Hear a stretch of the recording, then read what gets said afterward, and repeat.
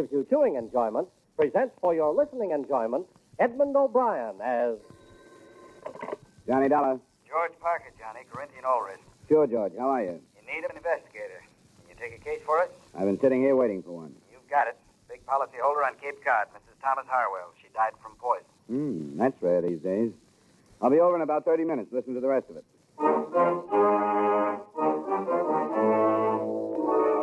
The makers of Wrigley's Spearmint Chewing Gum bring you Edmund O'Brien in a transcribed adventure of the man with the action-packed expense account, America's fabulous freelance insurance investigator. Yours truly, Johnny Dollar.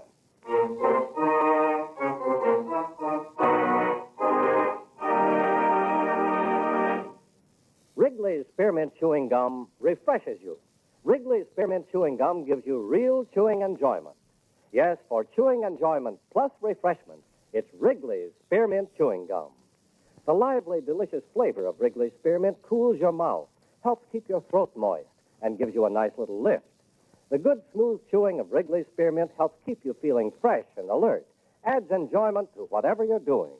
So for chewing enjoyment plus refreshment, treat yourself often to Wrigley's Spearmint Chewing Gum. Healthful, refreshing, delicious.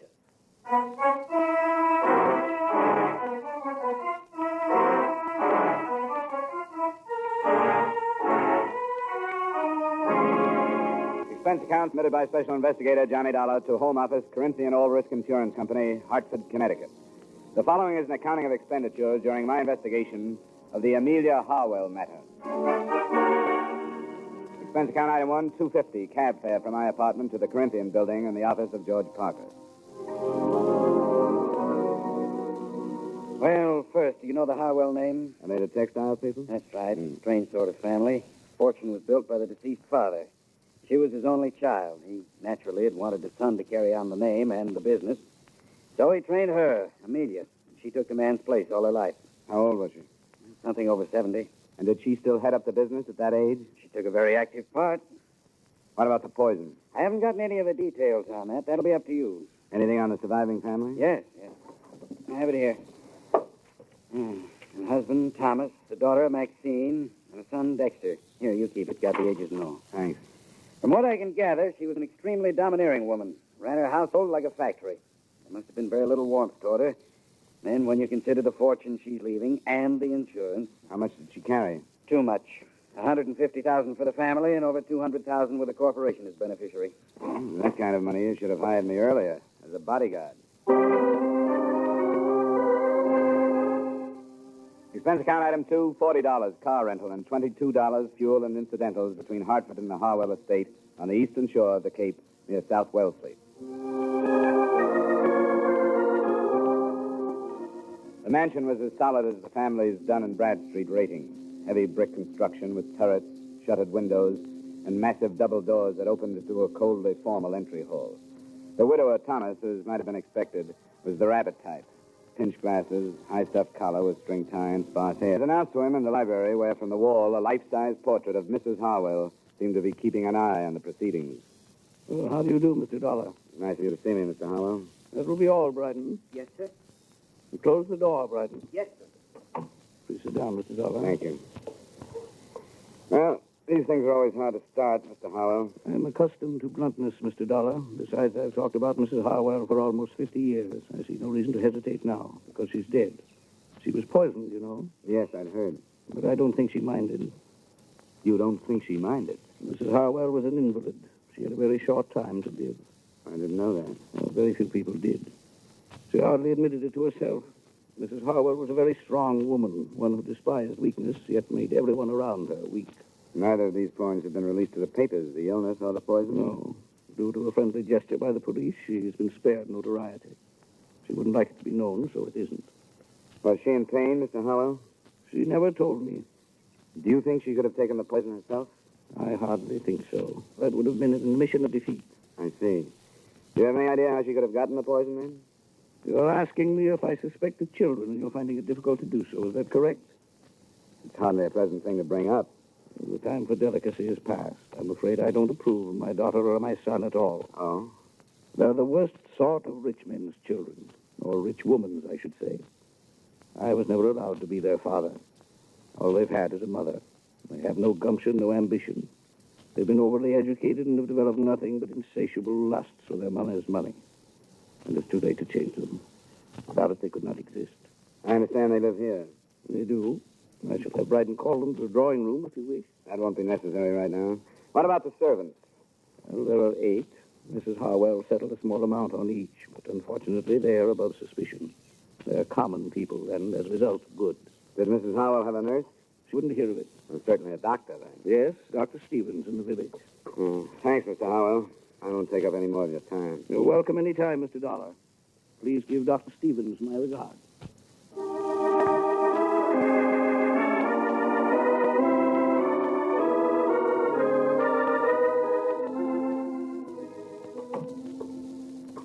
Mr. Dollar, the Harwell case passes from my hands into yours.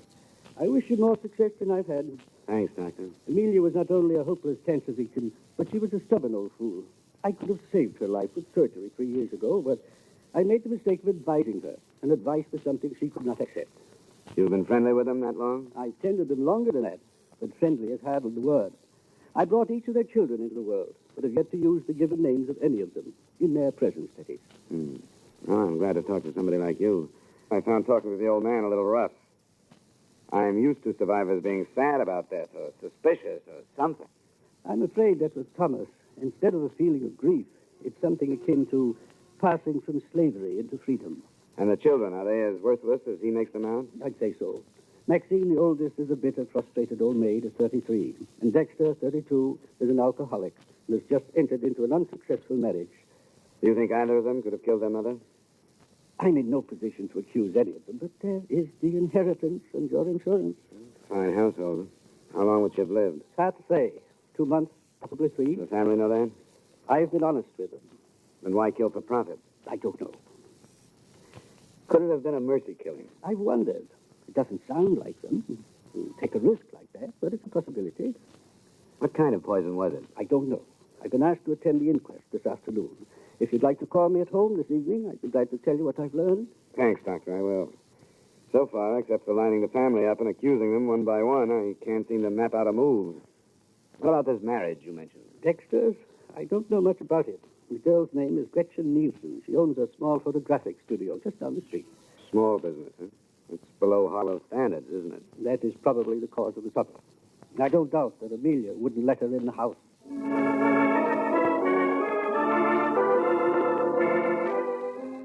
Through the plate glass window of her studio, Gretchen Nielsen looked like a girl anyone would enjoy having around the house. She lived up to her Nordic name, fine straight features, warm blue eyes, and a look of strength about her.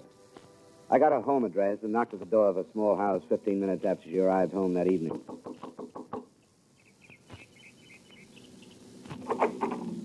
Miss Nielsen? Yes? I guess I should have said Mrs. Harwell. My name is Dollar. I'm an insurance investigator working on the elder Mrs. Harwell's death. I'd like to talk with you. Well, I don't know anything about it. Why have you come here? Because I haven't found any place else to go. I'd rather not talk to you. Why not? There are things you don't want to say? All right. Come on in. I'm surprised I haven't been questioned before this. The police haven't started yet.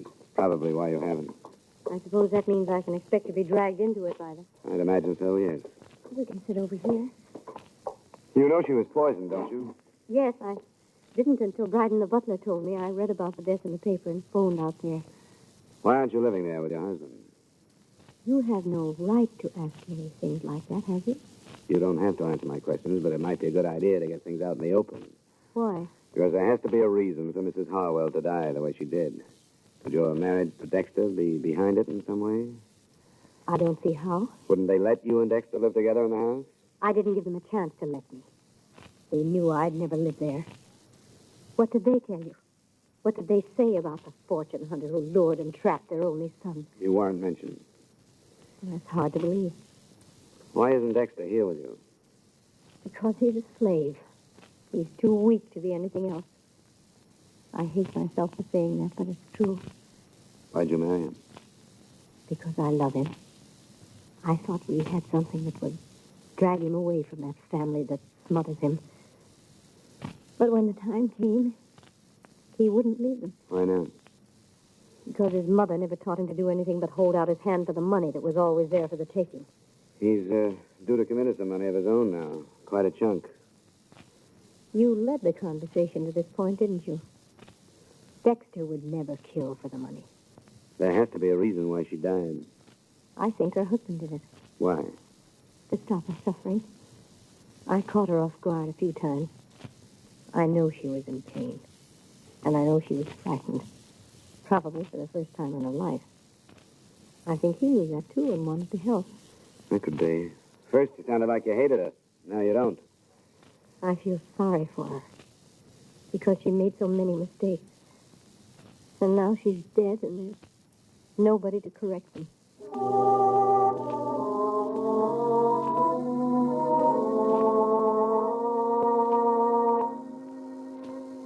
I didn't string out my meeting with Gretchen Harwell and May Nielsen. I left, went to my hotel, and at 7 phoned Dr. Stevens. His report on the inquest brought out, among other things that didn't seem important at the time, this point.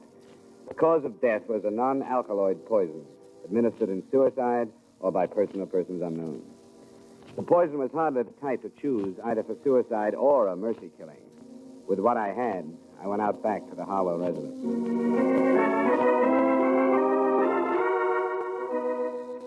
I'm sorry, sir. Mr. Harwell has retired. Is the rest of the family up? Yes, sir.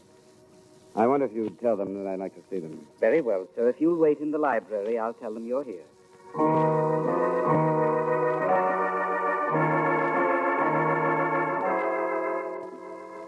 And this is my sister, Maxine. How do you do? How do you do? Now, what do you want? I understand both of you were here the night your mother died. Yes. Yes, that's right. I've just gotten the verdict of the inquest. The poison that killed her was not a pleasant one. Did any of you hear any sound shortly before your mother was discovered dead? I didn't, and I found her. I went in to bid her good night. I didn't hear anything. I was in my room. Where's that? Just down the hall from Mother's. What's the meaning of this anyway? The point is that your mother would have cried out. The poison would have been... What's that? It's Father. He's in his room. Something's wrong. I'm going up to see. I went with him. We found Mr. Howell in bed, clawing at his throat and staring at the ceiling. When I bent over him, he moved a hand towards a glass of water on the bedside table. I picked it up and smelled it. I'm no chemist, but I didn't need to be to know that he'd been poisoned.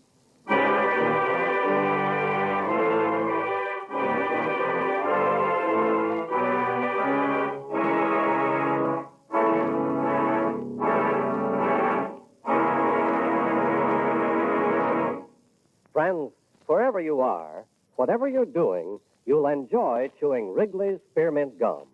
Chew Wrigley's Spearmint while you're working. The lively, full-bodied flavor of Wrigley's Spearmint gives you a refreshing little lift. The smooth, pleasant chewing of Wrigley's Spearmint Gum helps keep you feeling relaxed and satisfied. Makes your job seem easier. Chew Wrigley's Spearmint Gum in your home, when you're out walking or driving, when you're enjoying outdoor sports and other activities. Wrigley's Spearmint Gum tastes good anytime, and the natural chewing aids digestion and helps keep your teeth bright and attractive. Yes, wherever you are, whatever you're doing, you'll enjoy chewing Wrigley's Spearmint Chewing Gum. Healthful, refreshing, delicious. And now, with our star, Edmund O'Brien, we bring you the second act of yours truly, Johnny Dollar.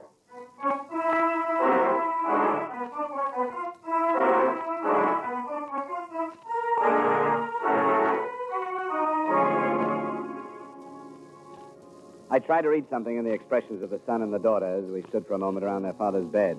There wasn't much in them. No surprise, no fear, no satisfaction. Maxine looked a little embarrassed and left to phone Dr. Stevens. Dexter looked a little vague and said he thought he knew where a medical book was.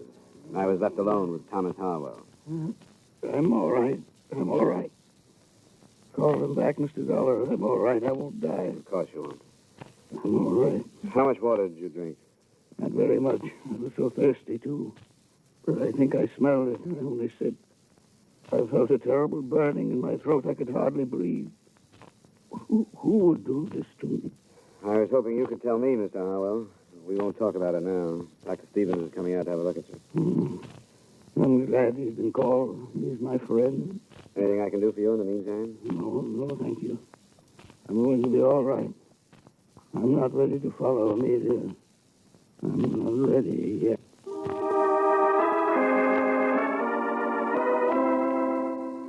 I took the glass of poisoned water with me when I left the room. I put it on a table in the hallway outside his door and stayed with it until Dr. Stevens arrived. He spent about 15 minutes with Mr. Harwell, and then he joined me. It's all right. There's the family. I sent downstairs. Good. You said you had the glass? Yeah, here it is. Now, look. There must be enough poison in this to kill 100 people. He's a very fortunate man. Can you tell if it's the same stuff that killed his wife? I'd say yes. Canadine or some such. What did he say to you? Very little. I'm only his doctor, you know. But he did tell me that it was unnecessary for this to be reported to the police. Oh? I told him it would be absolutely unethical if I didn't. Sounds to me as though he's trying to protect the children. I guess they're used to that. By the way, did you notice the marks on his throat? No. Looks as if somebody has tried to strangle him. Strange. I didn't notice. Would it be all right if I talked to him now? Oh, I think so. I gave him a very mild sedative, but it won't go to work for a while. Do you want me to wait? Not unless you think you should. He doesn't need me any longer. And if you'll stay here in case of another attempt... I will. I'll call you if anything develops. Fine. Good night, Mr. Dollar. Good night, Doctor. Yes?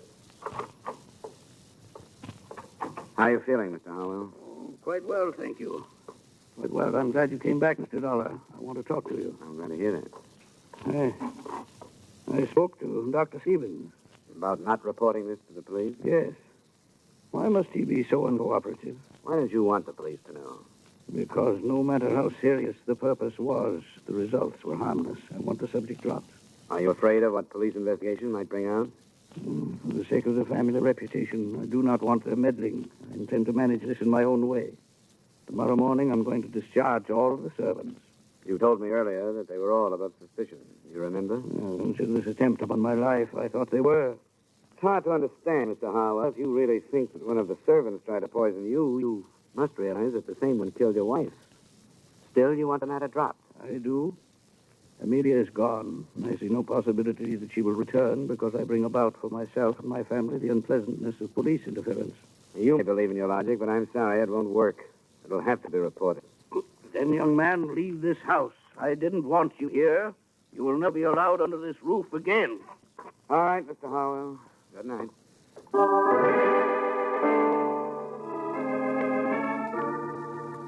I picked up my glass of evidence again and started downstairs. When I got to the entry hall, I heard voices and looked into the library to see the children, Maxine and Dexter. Their conversation had ended by the time I walked in. How is he? He's all right. Back to normal. What are you doing with that glass? I'm taking it to the police. They'll want to know if it's the same poison that killed your mother, and there's a chance of finding fingerprints on it. Here we go again. Your father didn't want me to take it to the police. Why shouldn't he want to report that somebody tried to kill him? You think he's afraid that one of us did it? Is that what you mean? It's come to mind. Get out of here, darling. I don't have to listen to this. Wait, Dexter, wait a minute. That's what he thinks. The police are going to, too. Then I'll listen to them. It's their business, but not his. I don't have anything to be afraid of. I didn't keep a 3-month-old marriage secret like you wanted me to. Dexter. And I didn't break the news to her by telling her that she was going to be a grandmother like you wanted me to. You think everything's wrong. Dexter, shut up. You're drunk. Oh, let him accuse you. I'm not going to listen to him. I'm going to bed. He drinks too much. Is what he said true? About the baby? Yes, it's true. And he's living here? Obviously. And his wife. She seems to deserve better. Yes, she does. Dexter was here waiting for Mother to die. Because he knew she'd disinherit him if he moved out. And now, neither one of us had better say any more until we get legal counsel.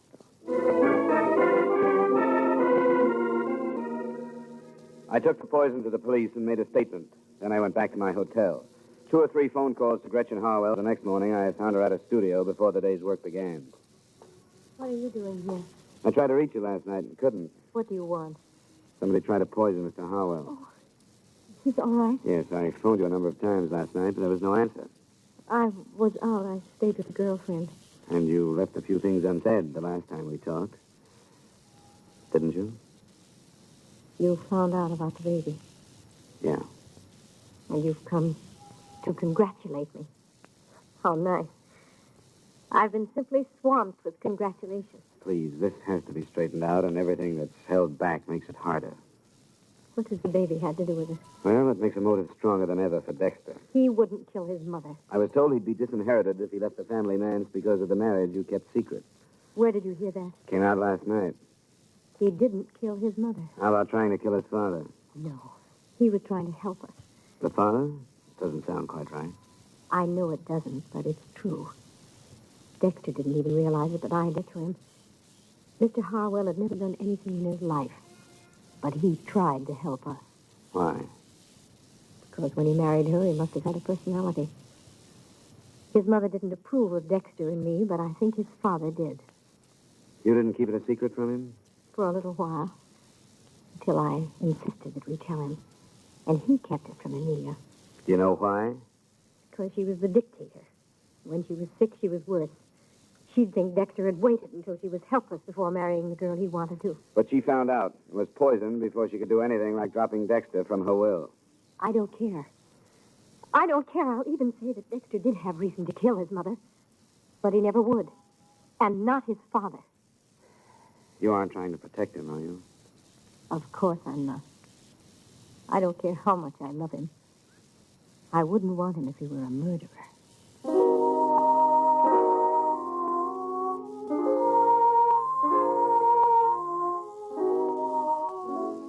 I did a lot of thinking after I left her. It would have been easy to be swayed by her, and I took that into consideration.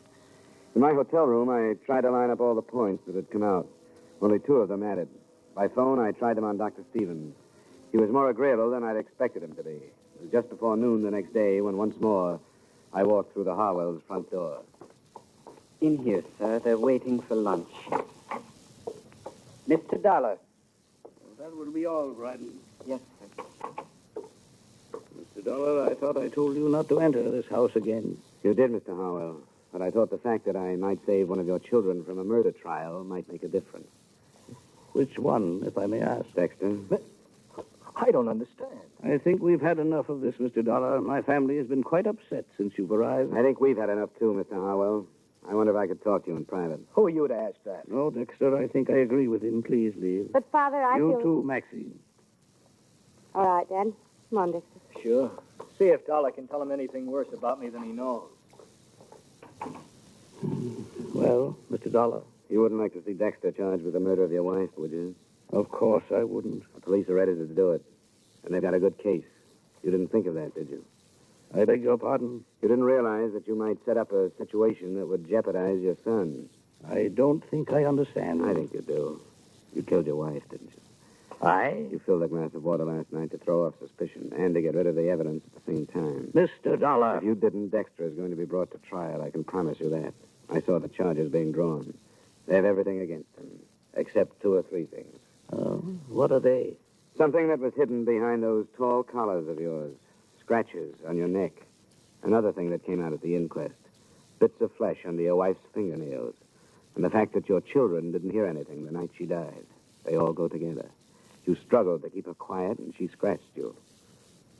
You're a very observing young man, aren't you? Not necessarily, but certain things add up. Am I right? I could hardly deny it now. Yes. It made such a little difference to Amelia, though I don't imagine the officials take that into consideration. They seldom do. But it made such a great difference in Gretchen's child. I've made many mistakes with my own children through deference to my wife. I'd hoped that I could help my grandchildren through strength. Strength enough to do what I have done as a child through Dexter. I had hoped that Amelia, when she knew that a life was being given while hers was being taken, would be glad to approve, but she didn't. She asked for a lawyer so that she could change her will, and I knew what I had to do. I'm sorry, Mr. Howell. There are many things to regret, Mr. Dollar, many things, but hastening my wife's death. Her life was decayed. The life she did not want that I did want is so fresh and new that it doesn't even know what hope or helplessness can be. Forgive me, Amelia. Amelia, forgive me.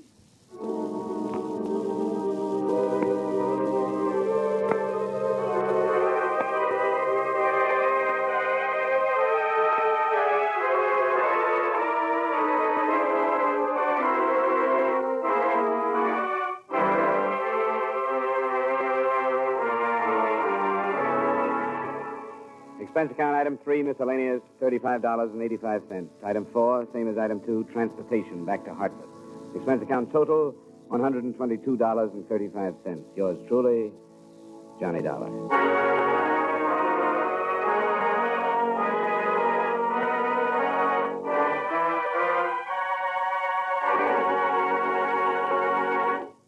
Remember, friends, Wrigley's Spearmint Chewing Gum refreshes you. Wrigley's Spearmint Chewing Gum gives you real chewing enjoyment. The lively, full-bodied flavor of Wrigley's Spearmint cools your mouth, freshens your taste, sweetens your breath. The smooth, pleasant chewing of Wrigley's Spearmint helps keep you feeling relaxed and satisfied, makes whatever you're doing more enjoyable. Yes, for refreshment plus chewing enjoyment, treat yourself often to Wrigley's Spearmint Chewing Gum. Millions enjoy it daily. Get a few packages and always keep some handy. That's Wrigley's Spearmint Chewing Gum. Healthful, refreshing, delicious.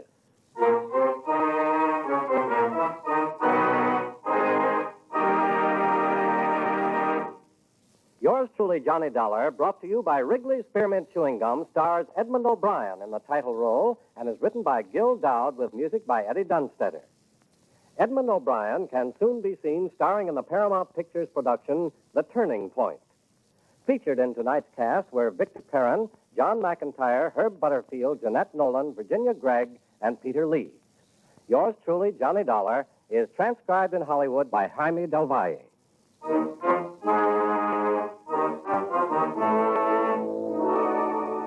The makers of Wrigley's Spearmint Chewing Gum hope you enjoyed tonight's story of Johnny Dollar and that you're enjoying delicious Wrigley's Spearmint Gum every day. We invite you to join us next week at the same time when, from Hollywood, Edmund O'Brien returns as Yours truly, Johnny Dollar.